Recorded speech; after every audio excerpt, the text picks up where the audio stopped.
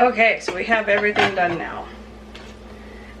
We've got a good hearty piece of steak.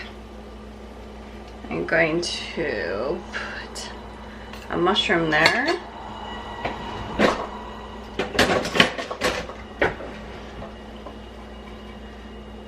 We're gonna do some asparagus. And we're gonna get a few potatoes here. Oh, this looks so good.